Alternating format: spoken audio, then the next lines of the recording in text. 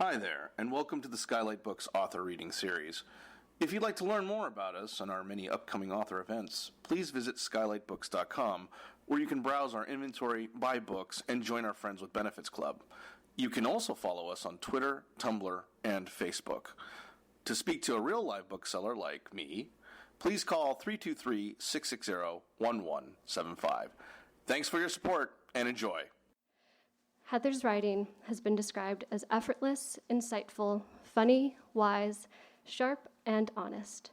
Megan Daum says that readers will find a splendid mix of her familiar and intimate Ask Polly voice and the authority and erudition of a seasoned cultural critic.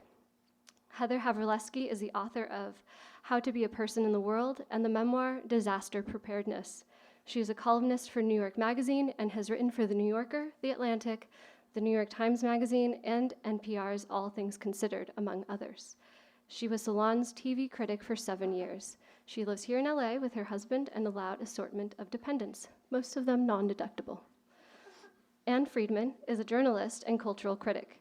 She is a columnist for New York Magazine and the Los Angeles Times, and a contributing editor to The Gentle Woman. She co-hosts the podcast Call Your Girlfriend and sends a popular weekly email newsletter. We're delighted to have Heather Havrilesky and Anne Friedman with us this evening. Please join me in giving them a warm welcome.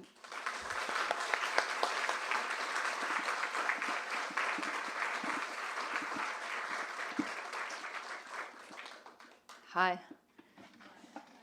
Thank you guys for coming out. Sorry. This is my tall friend. I'm everybody's tall friend. Do you want to read first, or should we talk for a while first? I don't know. What do you think? You're the boss. You're really the boss. Why don't you read first? Okay. Good idea, boss. Thanks. So you know how you have some friendships where you immediately decide the other person is the boss? Wait, you decided I was the boss? Yes. Like early on? Very, very, like within 2 seconds of meeting you, I think. I thought we had an equitable thing going on. No, Sometimes I go to we your neighborhood, sometimes you come to mine. Well, we're two sane human beings. Because I consider it insane to go to the same person's neighborhood over and over again. Don't we all? Certainly not. We hate it when that happens. I've turned all my little pet peeves into an advice column. That's just wrong.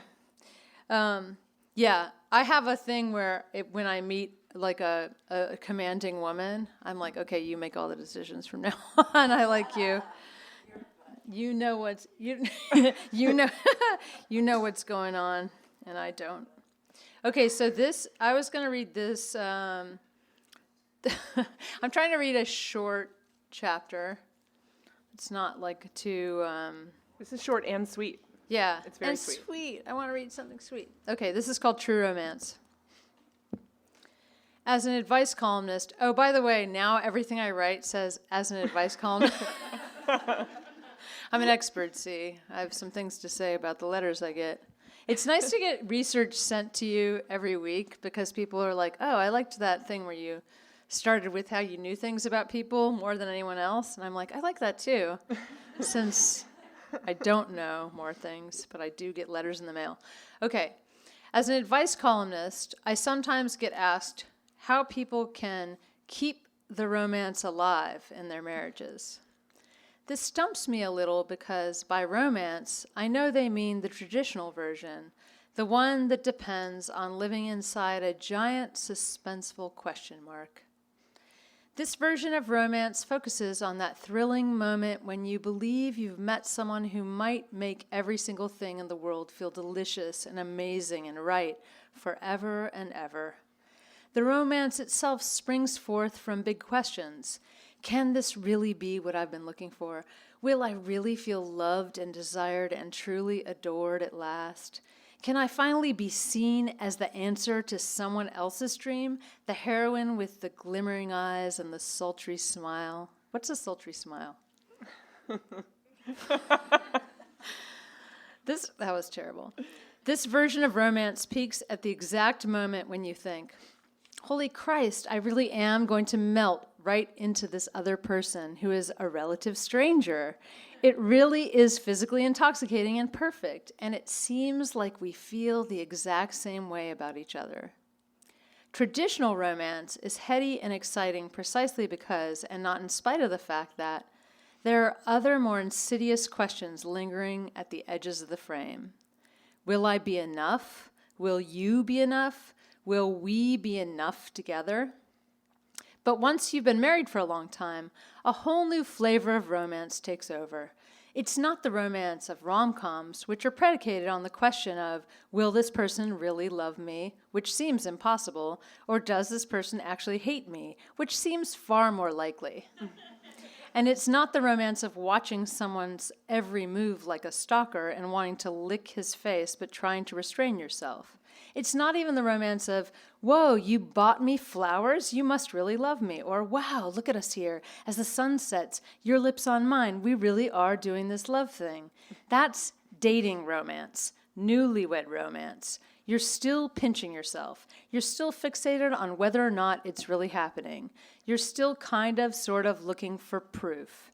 The little moments of validation bring the romance. But after many years of marriage, you don't need any more proof. What you have instead, and what I would argue is the most deeply romantic thing of all, is this palpable, reassuring sense that it's okay to be a human being. Because until you feel absolutely sure that you won't eventually be abandoned, it's maybe not 100% clear that any other human mortal can tolerate another human mortal. The smells, the sounds, the repetitive fixations on the same nonsense over and over. Even as you develop a kind of resigned glaze of, oh, this again, in, say, marital years 1 through 5, you also feel faintly unnerved by your own terrible mortal humanness. Or you should feel that way. For example, I talk to my dogs a lot. My husband does not comment on how much I do this. I am a true dog lady, but one who also has a husband and kids around. While the dog lady has a long conversation with her dogs, the husband and kids are the ones who stand around cocking their heads quizzically, trying to understand. When I walk in the door after being gone all day, I greet the dogs first. I say things like, oh, did you miss your mommy? Oh, you missed your mommy a lot. You needed mommy, but mommy wasn't here. Poor puppies. Then I say things to my kids like, hey, what's up? There's a tonal shift. I am less enthusiastic, possibly because I'm unwell. My kids don't seem to mind. It takes me longer to warm up and cuddle with them, possibly because they're sometimes whining or yelling about something, or asking hard questions about playdates with kids I don't like, and I can't answer their questions until I take my shoes off like Mr. Rogers and lie prone for a few minutes and pour beer into my face. That's when I notice my husband. He missed his mommy too. That's gross. Oops. But my husband doesn't yell, what the hell, at me like he could. He doesn't sneer. He doesn't roll his eyes. I am clearly unwell, but he makes no sounds to this effect. Instead, he hugs me and smiles and says, how is your day, baby? He acts like he doesn't even notice that I should be locked away forever and ever in some bad, drafty place that serves only American cheese.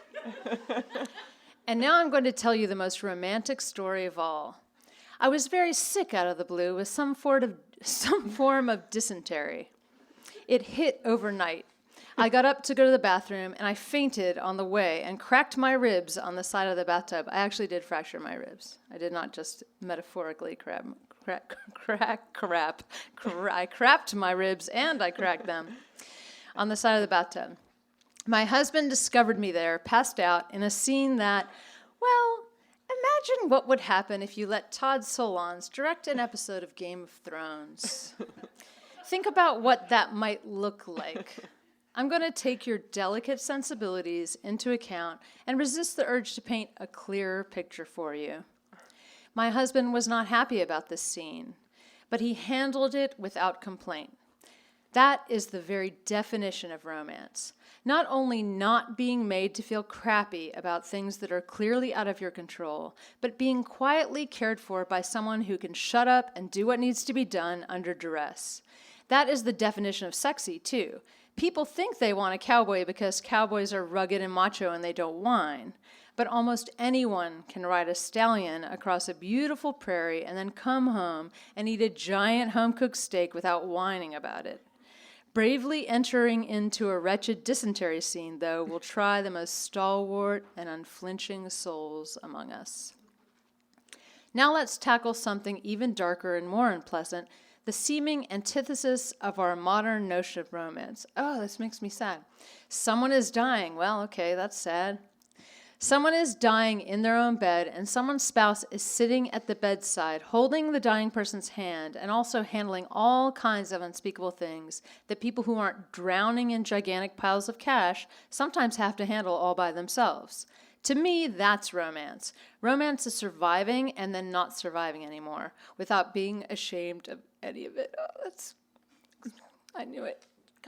It's time. It's the time of the tour. You're going to cry. It's like I've strategically chosen things that don't make me cry up until now.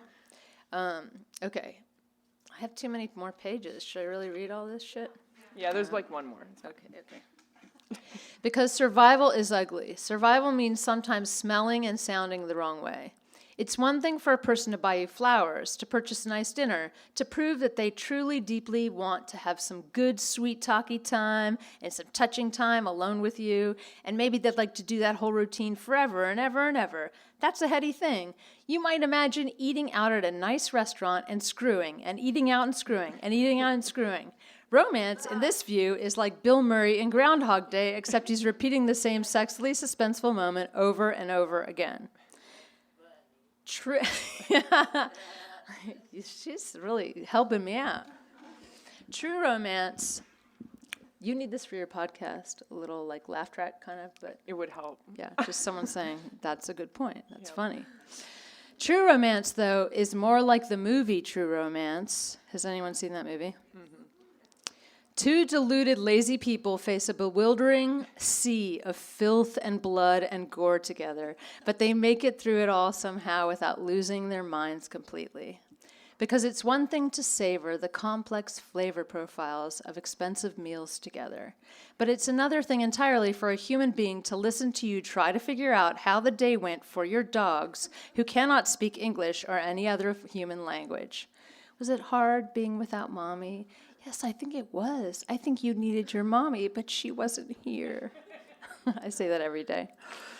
And it's another thing entirely when you start to grow an alien in your belly, a process that renders you sharp-tongued and menacing. And then one day, the alien finally comes out all covered in white slime.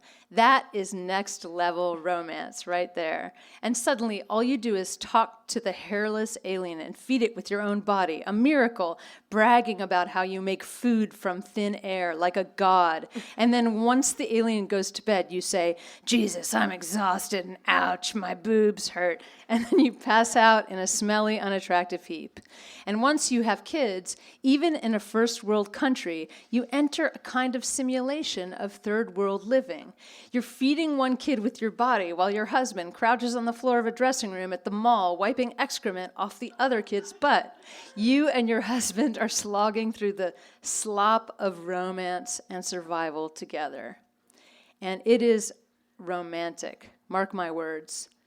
You're not alone together very often, and when you are, you sometimes forget how to talk like adults, how to form words about your experience. You feel more like two herd animals, bumping along, all blank stares and pensive chewing. There's a lot of pensive chewing. But it's romantic how you both have no thoughts in your heads whatsoever. The years go by, and it gets less desperate. You get sick less often because you don't wake up 15 times a night. There's less fecal matter to wipe up and less grizzly bear mother rage at the ready. But now you're getting older, so you say things like, God damn it, my ass hurts. That is... I was waiting for it. That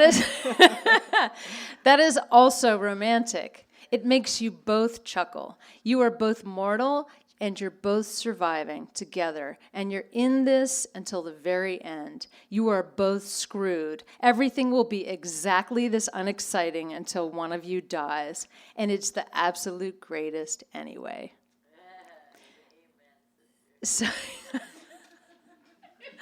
So don't let anyone tell you that marriage is comfortable and comforting, but not romantic. Don't let anyone tell you that living and dying together is some sad dance of codependent resignation. Uh-oh. Oh, codependence. Sniff.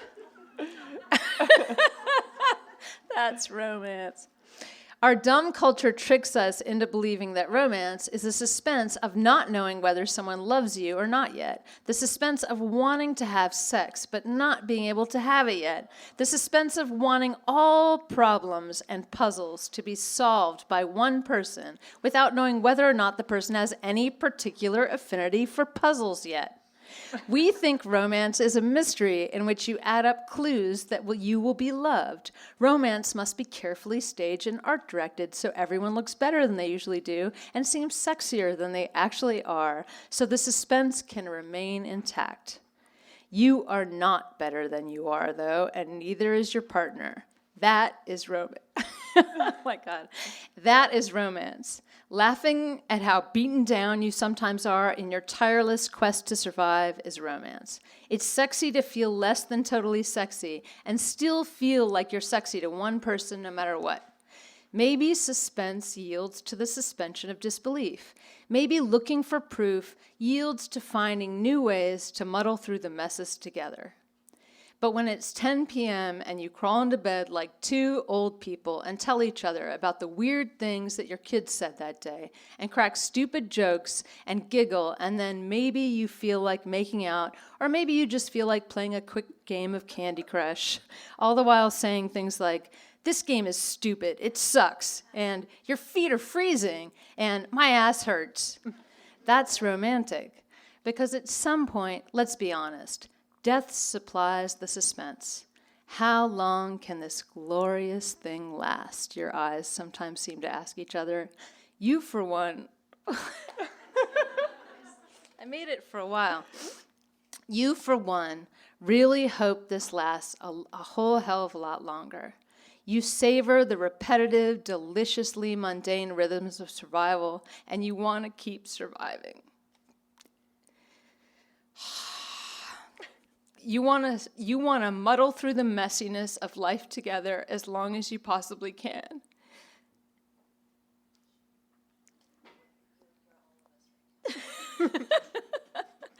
That is the summit. Savor it. That is the very definition of romance.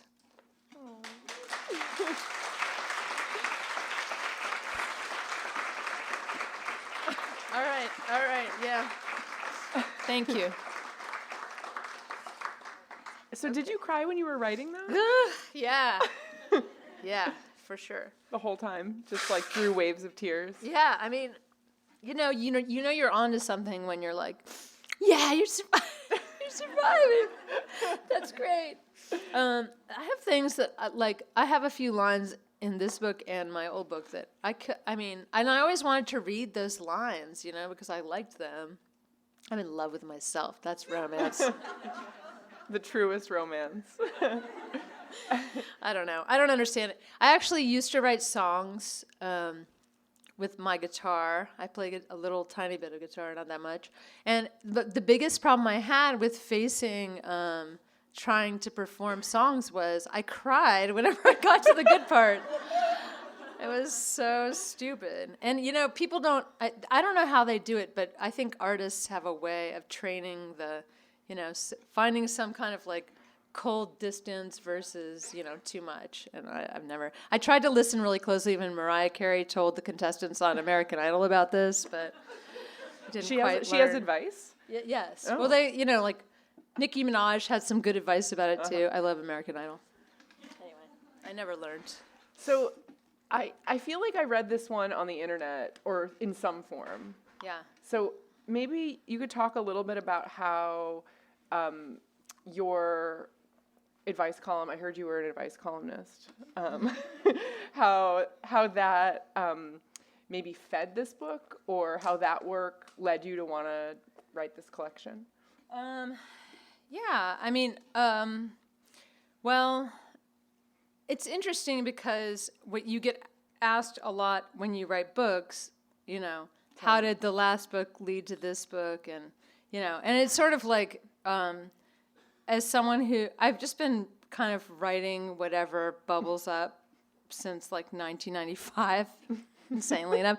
So in some ways, I would say that I've always written, this book is mostly actually cultural writing. It's not a collection of personal essays. It's more a collection of, the idea of the book is, I sort of wanted to, as I was kind of pulling together stuff I'd written before and thinking about stuff I wanted to write more of, I kind of focused on this idea that, and it's something that I talk about in my advice column all the time.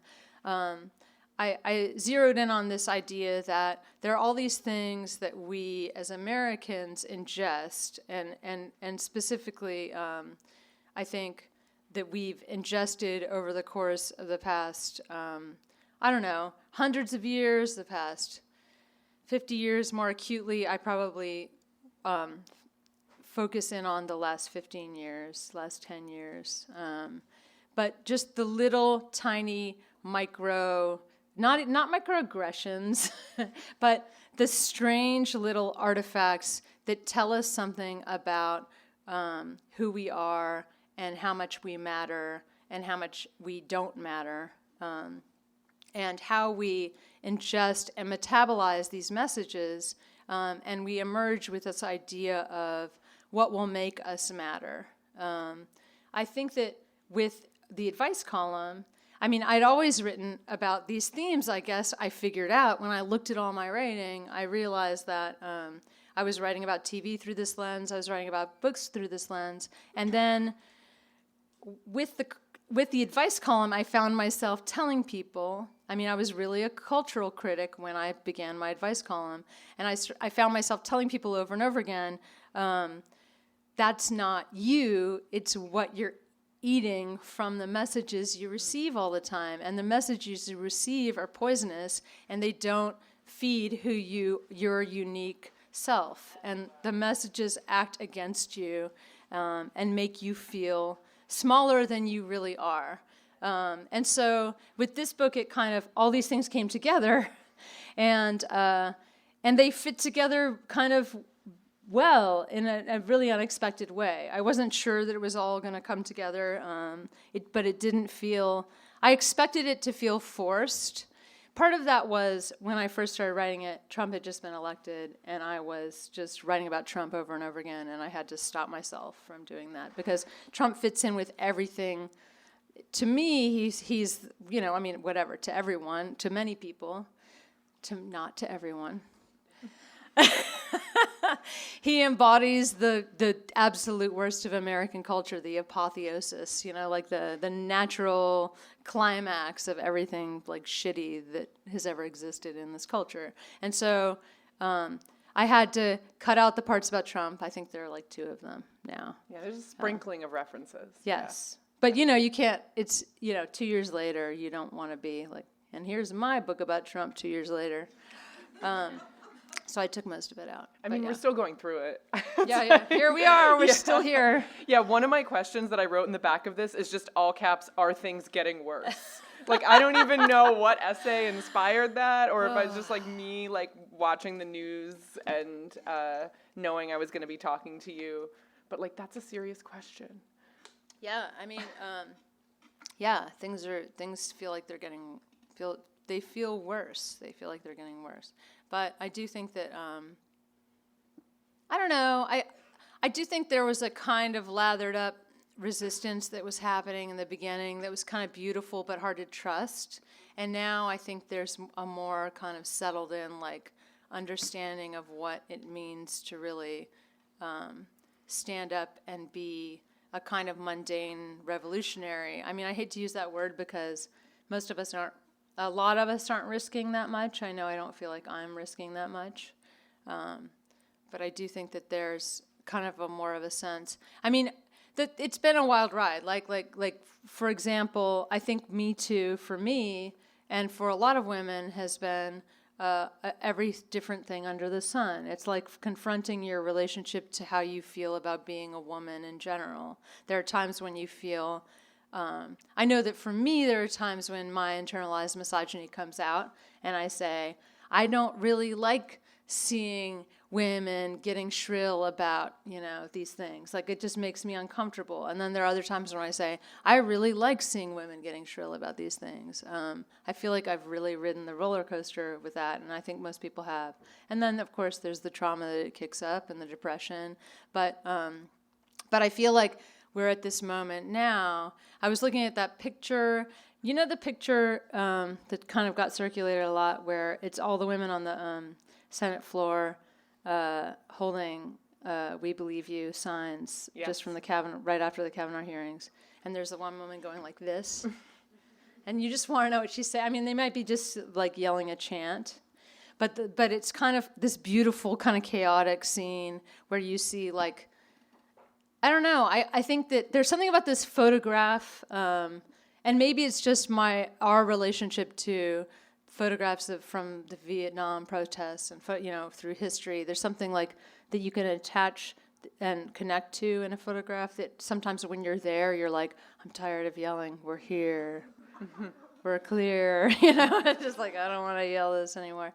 But it just makes me cry every time I look at it. I think that we're actually at a moment now, thanks to the trauma of the Kavanaugh hearings, where I believe that something is hardening into a sustained and real and trustworthy kind of resistance. And I think they should fucking watch their backs because we are on it now. I mean, I do feel that way. And I also think that there's a turn between the trauma of just not wanting to know about Me Too anymore and feeling tired by that, and kind of turning the corner and saying, this is reality. We're all in it. A lot of us has been through this, and we're going to manifest and we're going to live in reality now. We're not going to hold it at arm's length anymore, kind of, if that makes sense. So how do you, I feel like I understand what if this were enough in the context of like a lot of the cultural things you write about in a lot of the personal essays. I feel like what you just read, it was like the most perfect example of like what this title means in practice in the book. But I feel like I run into problems when I get to the political, where I'm like, no, it's not enough ever, like that's like where, and so I wonder if you could talk a little bit about the title and the this and where it does and doesn't apply. Well, I mean, okay, so yeah, it's a hard thing to.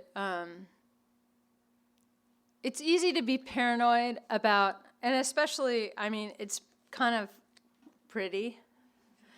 It's like, middle-aged ladies say, "Time to accept and be safe, folks."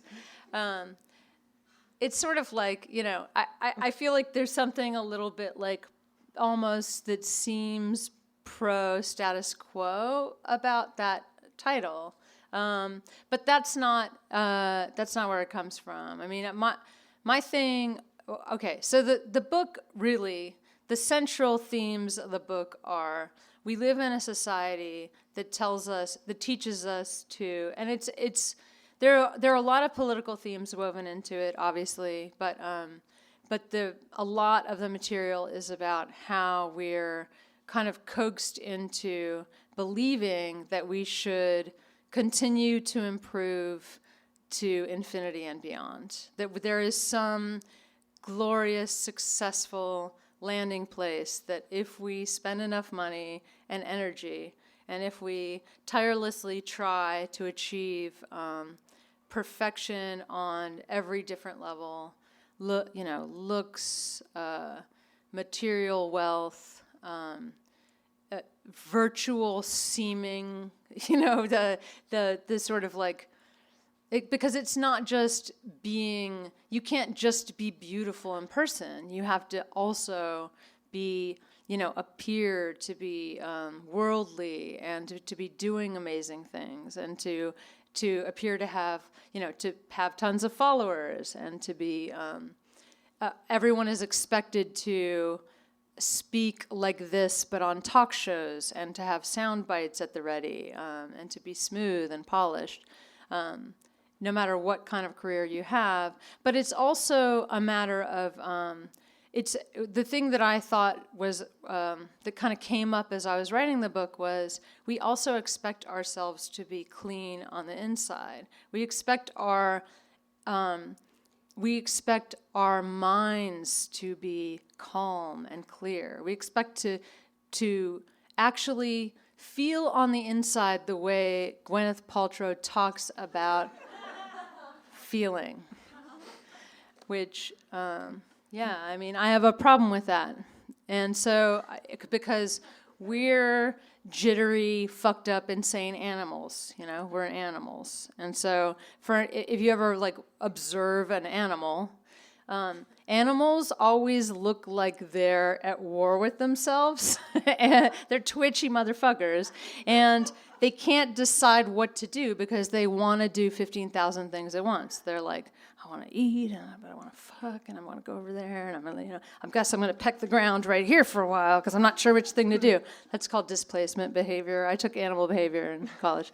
But yeah, we're all neurotic, tortured souls because we're animals, but we're supposed to be calm and serene and moisturized inside our bodies as well as on the outside. And so that feeling of failure that you get just by being an animal, just by recognizing your human self, to recognize your humanity feels like a moral failure at this particular point in history. That's the main argument of my book. So to me, the release from that is the ability to, the exit from that state of my agitation is a failure, my noticing that this room isn't perfectly art directed is my failure, my noticing that someone might misunderstand what I just meant when I said that one thing. Their misperception of who I am is my failure, and I have to eat that too. So everything around me reflects failure on me. And so I'm this, not just a failure, but a deep moral failure for just being, okay? Which is the antithesis of existence. It's the antithesis of enjoyment and satisfaction and sensuality. And to me, the escape from that is being able to look at yourself in a place and notice how much noise you have on board as an animal, and notice that spaces aren't art-directed, and notice that people do age and die, and that's actually beautiful and okay. And to notice that, the noise in your head and the noise in your surroundings are these really gorgeous, wonderful, beautiful things that make up a work of art that is being alive. And so that's where I was trying to head with this. And it's a strange kind of floaty thing because it's something that I do now several times a day. It's like I when I'm feeling a little agitated, I kind of remind myself yes, my throat is dry. It's a little too cold in here. It's not too cold in here. But just as an example, I use the opposite example of how I'm feeling. I'm always too hot now. But I notice things that are going wrong, and then I notice how right it is that there are things going wrong, kind of, which is a hard thing to...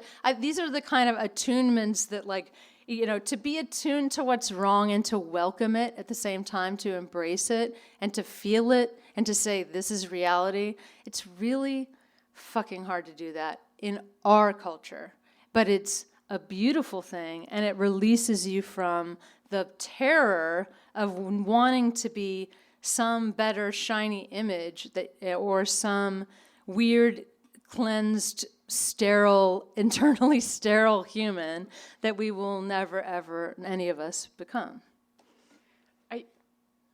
I feel like there's a few essays in this book, please correct me if you disagree, where you are kind of trying to convince yourself of that. Like a lot of the essay is you kind of giving yourself a version of that pep talk. And I'm wondering. Yeah, I mean, it never ends, right? Yeah. I mean, you can't, you grow up and you have these messages in your head that you're fucking up. And, it takes it's taken me a long time just to slough off enough of it that I'm like, I'm actually happy now. Most days are very happy and I don't fault myself for just being a person. But it's a constantly unfolding, drama. I don't think it's that. It's just, there's no arrival point is the whole point, right? So. Right. Yeah. Yeah, so yes, I am talking to myself and coaching myself constantly. Well, I wonder about. I was wondering how much of it is kind of you using yourself as a stand-in for all of us who are reading this, the we, and how much of it was I'm really I'm writing my way into believing this a little deeply myself, a little more deeply. I feel like sometimes I need to write my way to a thing that I maybe know intellectually, but don't believe in a real way. I don't know. Well, I mean, I did try very hard with this book to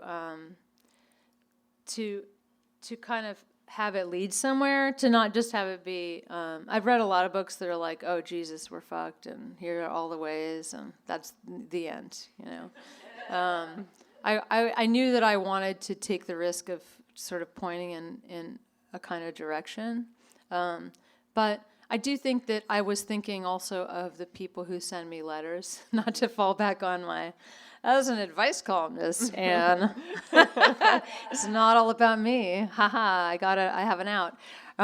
But yeah, I mean, I get 30 to 50 letters a week, and they are very similar to each other.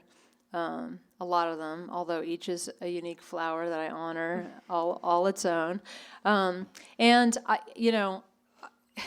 it's like there are these voices in my head now almost based on these letters I get, and I feel like a little bit haunted by them, and I feel like it's important to me to kind of honor the discord that I hear through those letters, if that makes sense. But yeah, I mean, I just like in my column, though, I do use myself. If I'm trying to find a connecting point, I do go to myself and say, where, how do I know this?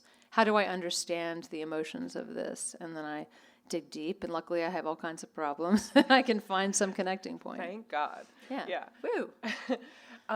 I love some of your thoughts about the ways this is performed online and the ways you're doing a little bit of what is a sort of generational reaction to the internet, and doing some stereotype busting that okay, this generation is uncomfortable with this aspect of performing your life on social media, but this generation loves it, but this generation is just starting to wade in, and I feel like your conclusion is kind of it's horrible and messed up for everyone, and there is not enough acknowledgement of that basic fact. So maybe you could talk a little bit about that, because I appreciated that connection. Oh yeah. Well, I mean, I think that we had, there was particularly about a year ago, there was just a lot of talk of digital natives, they're fine with it. It was almost I would say just when most people started to have iPhones in their pockets, there was sort of this, but millennials, they're just seamless. They can just, and it's they know how to use the apps really well, but they're completely untroubled by, this new digital culture. I mean, I didn't quite buy that was the case. And I also, because I read letters from millennials all day long, because that's probably the largest group of people who write to me, although it is skewing a little younger now. I guess millennial cutoff is 22. I pay attention to these things because my stepson is 22, so he's I'm right on the cusp. He considers himself, I think, a millennial. Yeah, but I think those Parkland kids, and he's could be one of them. He's exactly like them. But I think that, I read these letters from millennials all the time, and I just think this is Gen X. I mean, it sounds exactly the same to me. I understand in a work setting, we sometimes present differently, and that's what you'll hear from people, because that's people's, my peers' access to millennials is often the millennials work with them or for them, which is its own strange relationship having people work for you is uncomfortable, or for a lot of people, and working for people is obviously shitty, across the board. No, but yeah, to me, it's sort of. I don't know. It's hard because when you're writing for a living, when you're in media, you're kind of constantly coaxed to say important things about generational difference. But media people are more obsessed with generational difference than almost anyone alive because it just makes a good article. Because the media invented generational difference. Yes, yeah. And also, I feel like if you talk too on the nose, in too much of an on the nose way about generational difference, you end up sounding kind of like Lindsey Graham, I'm just like, what's wrong with these people? They're crazy. It's like, and then you're looking at this man, and you're like, you're so smooth and shiny. What's wrong with you? What's your story? Yeah. Do you have a favorite essay in this collection? A personal fave? God, I can't even remember what's in this book. I just If there's not an easy answer, you can just say no. I mean, yes, I have the answer. The one I just read, I like because, I don't know. I like things. That one is a little bit out of place actually, because they're very they're mostly about the culture. I really like the one about foodies. Mm-hmm. It's about how annoying foodies are to me. And then there's one about 50 Shades of Grey that I think is pretty great. I don't know. I like myself a lot. They're all good. I like the one about BuzzFeed. But one of my favorites is I have this one that's about BuzzFeed and John Updike, and that's one of my favorites. It's really about. Okay, I'm gonna read the first line of it. No, that's not the first line, but my favorite line of the whole thing. Sometimes I forget that I'm going to die someday, and then BuzzFeed reminds me that death is inescapable. There's an app called Croak that will remind you 5 times a day that you're going to die. Oh, that makes perfect sense. Much more direct Who than doesn't BuzzFeed. want that? Yeah, I know. It just says you're going to die? It's basically like, reminder, you're going to die. Oh, my God. Yeah, that's a thing. So helpful. It's very popular. I have to thank you for the entourage insight in this book.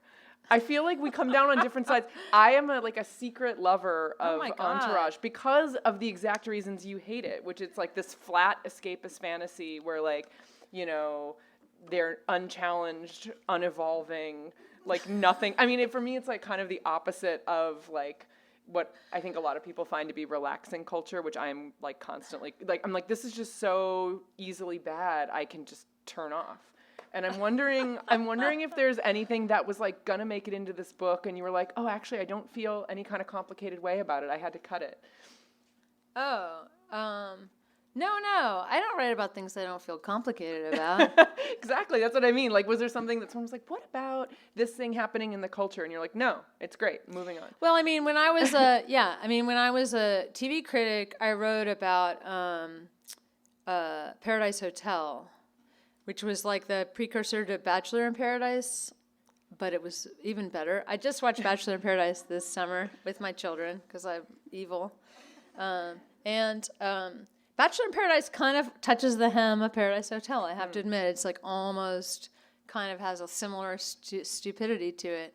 But Paradise Hotel was one of the first reality TV shows where they just didn't even know what they're doing. They just were we got to get hot people and get them really drunk. And how can we force them to hook up while the cameras roll?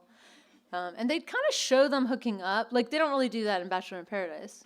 I guess they feel like they couldn't really get away with that. But that show, I wrote a piece about how we would look back on this time in reality TV. It was 2002. No, it must have been 2003 or 2004 because that's when I started being a TV critic. And I said we'd look back and feel really nostalgic that it was so good and so bad at the same time, and because nothing would ever be quite the same. And it's true. I was right. So I like that. I feel like you could have just reprinted an I was right section. Yeah. Okay, I'm going to ask my last question, which will be a quickie, and then you all can ask some questions. So start thinking about them so you're not shy. How does it feel to walk on the ground among mere mortals? Oh, God. It's so, taxing for me because... but it's going to be interesting, right? I guess sometimes. It's mostly tedious. you know, people don't understand how brilliant I am, and that's disturbing. And they also don't see how beautiful I am, which I don't understand that either. It fucking pisses me off almost constantly. Yeah, it's like they're always in my way. It's horseshit. Great. Exactly what I was looking for. Does anyone have a question? So welcoming to your questions. Yeah, exactly, right? So 1 million people, actually 800,000, registered to vote right after the closure hearing for Kavanaugh. So, whether we like it or not, we're taking this self-reflexive morality and we're talking to each other, and that's leading us to the idea that we don't have social parity. We have this victimization because we're not equal in the social structure. And so I think on the backs of black women who started all these movements that got us energized, we are owing tremendous debt to them, going to force this culture as a racial whole, everybody together, into the future. It's going to be women who do this thing. And I think this is undeniable. And you can see backpedaling and struggling with these statements today. Women are getting out there, they're registered to vote, they're not voting with their party when they're these women who voted for Trump. We're turning the tide. And I think it's not, there's no way we're going back. There's no way. Right, fucking on to that. Did everybody hear that? She says we're not going back. On the backs of black women, which I also, yeah, right on to that too. I mean, I'm guilty of just having watched Hillary Clinton, run and thinking this is all about misogyny, and then when Trump won, the first thing I thought was, I mean, it's not like I noticed no racist undertones to what Trump was doing, but I woke up when Trump won and thought, wow, the world really fucking hates women that much. And then I was like, oh yeah, they fucking hate black people that much too, and that's why we're here, and I was embarrassed because, it's embarrassing to wake up and say, like, oh, it's all about women, and to not recognize the other dimensions of it, So, yeah, but are we at this point where we can't go back?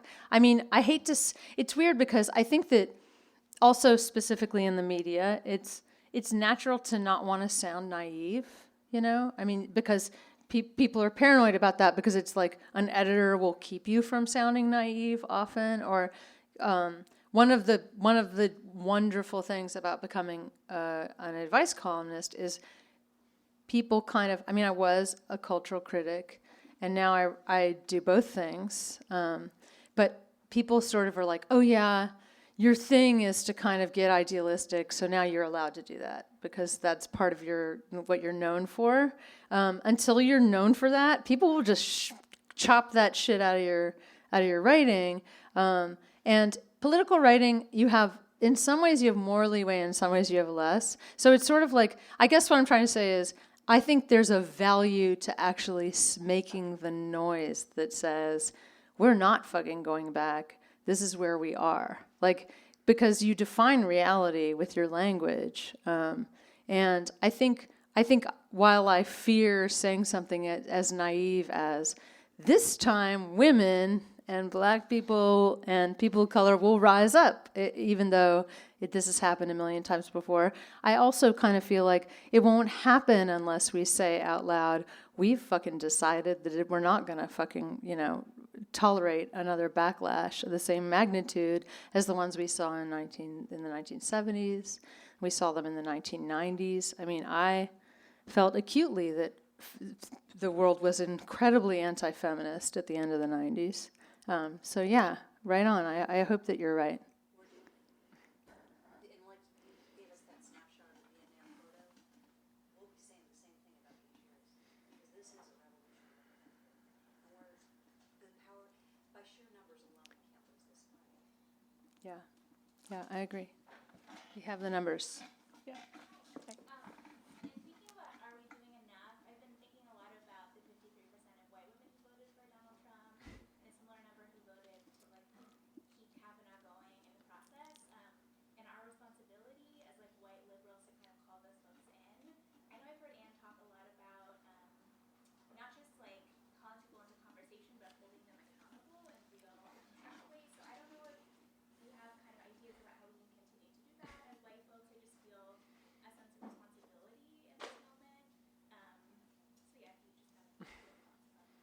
And I think that this is your question. You're good at this. I feel like, how much time do we have? I will say that I think it's always good to start asking questions about, like, what am I doing that you could film with a camera? Like, this is a question I ask myself, not just like, oh, it's like a photo of me clicking a thing, but like, what am I doing that is like a conversation you could record, or like, you know, to whether it's to someone who's elected to represent me, or whether it's a private conversation. I think that when I think about what I wish, like, for example, men were doing more of, I wish I could be like, oh yes, there they are, all talking to each other about this issue of great importance and how they're going to carpool to the physical place where they're showing up. And I think that that's the same expectation I try to put on myself when it comes to any issue that I don't have like a personal like identity stake in. So yeah, that's like the short version of that. But I think we could also be here for another 8 to 10 to 12 to 24 hours discussing that question.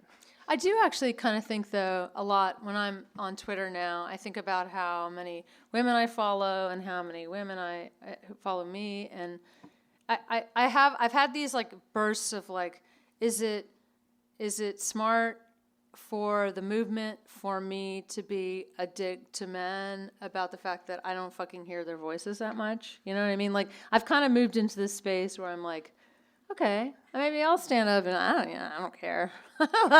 Let them hate me. I do, you know, I by saying that, I don't mean like, you know, white men this and white men that, which I tweet that kind of shit all the time. But I just wonder if just like pressuring specific men I know who aren't making noise and just saying like, where's your voice? You know, this revolution is happening. I would assume that you're with us. I'd like to hear your voice, honestly. I definitely have asked men in my life, send me the screenshots. Are you texting other men about this? Like in private? Would love to know about it. Send me the receipts. And, you know, to the point of like, you know, some kind of personal accountability and dialogue. Like, yeah, I don't know.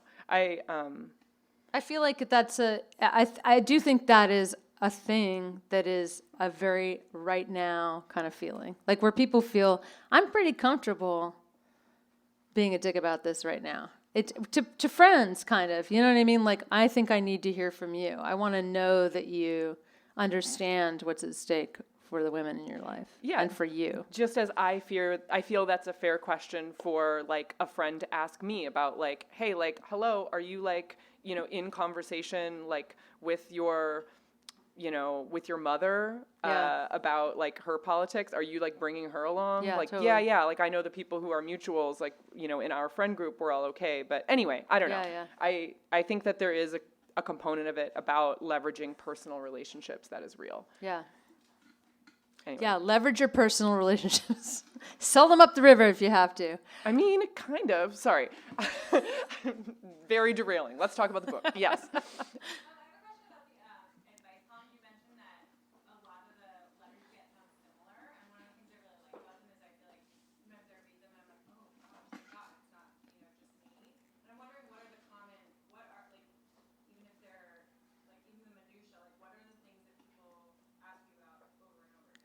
Oh, well, I think that so there is kind of like they do change based on what I've addressed recently. So I'll tend to get like a flood of questions about marriage after I talk about a bad marriage, for example, or, you know, respond to a letter about a marriage that's failing. I get a lot of questions about writing right after I address someone who's trying to be a writer, or creative questions.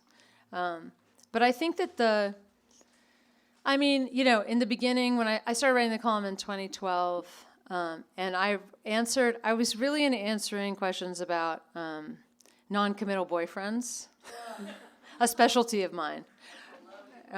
Yeah, it is. So I did answer a lot of dating questions for the first 2 years. And now I would say, because it's almost like those things have lived online for so long that there are new people that just wander in based on those. And they're like, well, I've got a dating question. So I get tons of then he didn't. Then on Thursday, like that. Just like your girlfriends who are like, yeah, I don't. I don't know if he cares. Does he? It's like if you don't know, he doesn't. The end.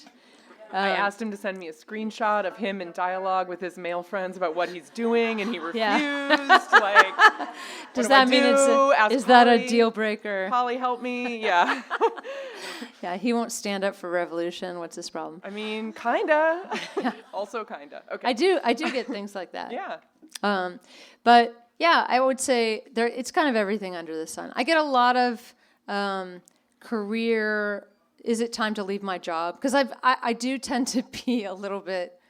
I mean, leaving jobs has really served me well, and I don't know anyone who has left a job that they hated and regretted it. So I do tend to say, hey, if you think you should leave, but I am also of the mindset that you should keep your lifestyle inexpensive so that you have freedom to make moves and leave when you need to leave. And that includes when you're married. Like if your marriage is on the rocks, keep that lifestyle inexpensive. Yeah, it's kind of ever evolving. I mean, I think that I don't know. Did I say something about how all the letters sound the same? That's sad. No, I mean, you just said that there are similarities between on the themes that I mean, I've been doing it for 6 years, and I get 50 a week, so that's a lot. I mean, I do think that I find, I don't know, it's sort of like I try to forget the last week's letters and just move on and approach each week with like, what wonderful letter will I discover this week, and treat as if I've never answered a letter before. That's really what I try to do. And when people say, remember that letter you answered, it was about 2 years ago, and I'm just like, I have no idea, because I don't want to know in some ways, because I kind of just want to feel like I just live in a bubble and something appears before me and I address it and it goes away and the next thing, it feels more immediate. Did that answer your question? Okay.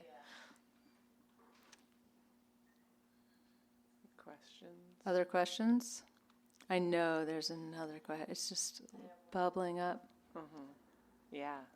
Back to the title, I kind of, I don't know, is it enough? Like I want to know what you think, because the question comes from, Hima showed on When Things Fall Apart, and there's this, one of the entries is about hopelessness, and it's like hopelessness being a virtue or a good thing to strive for, because you should accept. I mean, it's Buddhism, you should accept. And you were talking about being attuned to things that are wrong and embracing that. Without having read this new book, is it enough? Like, is that what we're supposed to, like, the line between ambition and striving for things to be better politically, personally, in love, and it being enough and embracing what's wrong? Well, I mean, okay, so language is interesting.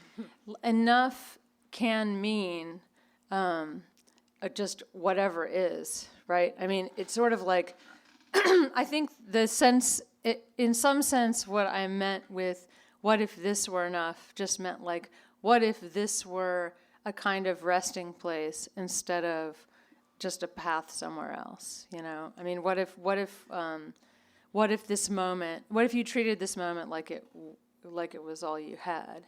You would embrace what is, and you would naturally embrace, the bad things and the good things within that experience. And you'd also just tune into every little thing about it, And so enough is sort of like, is there enough here? Can I get more? And there is always more in the actual moment. I think that's the sense that I have used to kind of get out of my mentality of lacking and longing, and there must be some better point to strive for, and also just out of myself, sort of like, am I enough? Do I bring the world enough? Am I constantly failing, or am I actually just great, exactly the way I am? Enough is a way of saying, we're full. We if we want to be full, we can feel full. It's a choice.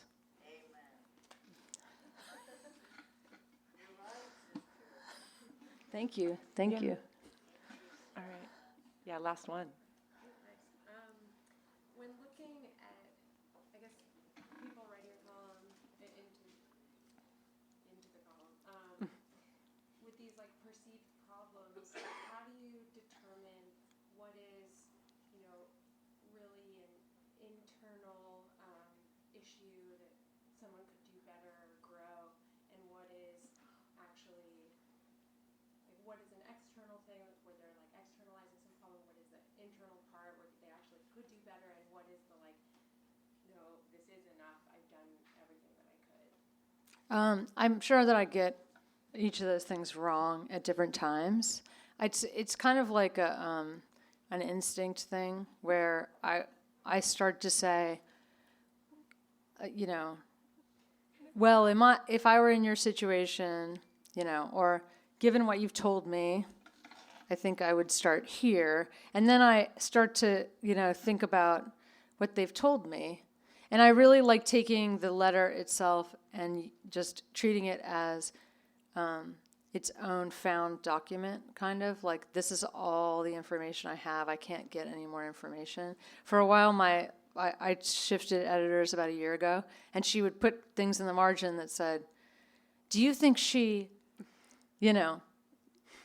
is this her third, how many boyfriends has she had before this? Or, or like, do you think she feels confused about, and she would ask questions where it's almost like she was saying, should we go back and find out more, And I had to say, like, this is how I do it. I really just act like I found this letter and there's no way to get more. Because actually, if you go, I have gone through stages where I would say, I better go back and ask some more questions. And then it just becomes this, well, no, he's not that bad, it's just like a conversation with a friend where you just land up, you basically land nowhere. You're just like, okay, I know I'm confused, I don't know. And actually, although I would say, I'm sure there are times when I help someone, I hear this, I also kind of think the ultimate value of the column is not helping this one person in the exact right way. The ultimate value is you're analyzing a document together, essentially, because everyone's reading the document that I received. And then you're interpreting. It's an act of interpretation, right? But it's also this strange act of connection or imagined connection where you access shared feelings and you say, I know where you are. Sometimes it's just like there's something hard happening and you just want to say, I feel for you. And I really try hard not to ever write that without feeling it because it's such a nice thing to hear, but you want to know that it's real, like you have to. And I just feel like I think people have a sense of whether it's real or not, and they know when you're just saying, yeah, I hear you, I've been there. And they're just, when you're just like, okay, move on though, versus I feel you. I know, I feel for you. I know where you are. I know where you are. And sometimes that's enough to just say, I know where you are, and other people have been there, and we're here, and you have to reach out and know, that. I think that I didn't even know how to do that before I started writing this column, and now I understand the power of that much more than I used to, just in and of itself. It doesn't have to lead anywhere. It's just like, oh, that feeling, yeah, I know that feeling. But yeah, I think there are times when I end up going internal and I don't, I didn't plan on it. I think I'm just going to say, yeah, kick your mother-in-law out of the house. And then I'm like, but that's really strange how you wanted to control her reaction to you, don't you? Hold on a second. What's going on with you, But it's a mixed bag. It's not, I don't think that, I think a lot of it probably depends on my mood on any given day, too. You know, it's just a subjective mess. It's just like a crazy thing. But I think it's an interesting, crazy ride, and I feel like it works most of the time, maybe. But it's not a science. It's not that. Yeah, who knows? Perfect ending. Yeah, I don't know. Truly perfect. But it's enough. It's enough to know nothing. What if that were enough? What if it knowing were? nothing. What if it were? What if you weren't an expert and you still had a microphone in front of your face? Wouldn't that be weird? Thanks, Heather. Thank you guys so much for coming. Good save.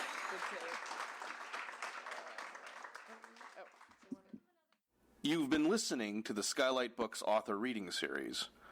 Don't forget, you can listen to this and all of our other great podcasts at skylightbooks.com. Thanks again for stopping by, and we hope to see you soon.